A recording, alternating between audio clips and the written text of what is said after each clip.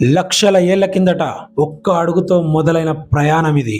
అడవి నుండి అంతరిక్షం వరకు, చక్రం కనిపెట్టిన దగ్గర నుండి కృత్రిమ మేధస్సు సృష్టించే వరకు మనిషి అజేయుడిగా నిలిచాడు. భూమి మీద తనే సర్వాధికారి అని నమ్మాడు. కానీ ఎంతటి సామ్రాజ్యానికైనా ఒక ముగింపు అనేది తప్పకుండా ఉంటుంది. వీడియోని లాస్ట్ వరకు చూడండి, ఎక్కడా స్కిప్ చేయకండి. మనం నిర్మించిన అద్భుతాలే మన వినాశనానికి పునాదులవుతాయి. ప్రకృతిని జయించాలనుకున్నాం, కానీ ప్రకృతి కంటే గొప్ప వాళ్ళం కాలేకపోయాం. వనరుల వేటలో భూమిని గాయపరిచాం. స్వార్థం పెరిగి యుద్ధాలకు దారితీసింది. టెక్నాలజీ పెరిగి మనిషి అవసరమే లేకుండా పోయింది. ఒకప్పుడు నవ్వులతో కేకలతో సందడిగా ఉన్న నగరాలు ఇప్పుడు నిశ్శబ్దానికి కేర్ ఆఫ్ అడ్రస్లుగా మారాయి.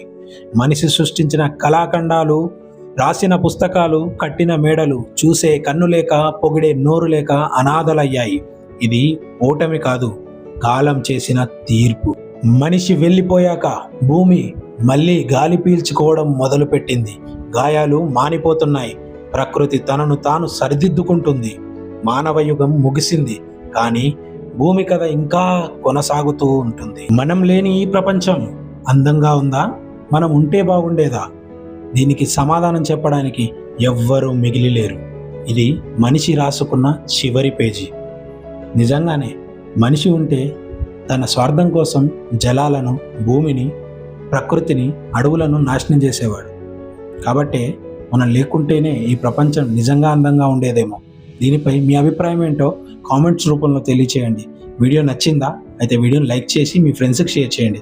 మన ఛానల్ని సబ్స్క్రైబ్ చేసుకోవడం మర్చిపోవద్దు. Thanks for watching. జై భారత్. ఈ భూమిని కాపాడుకుందాం.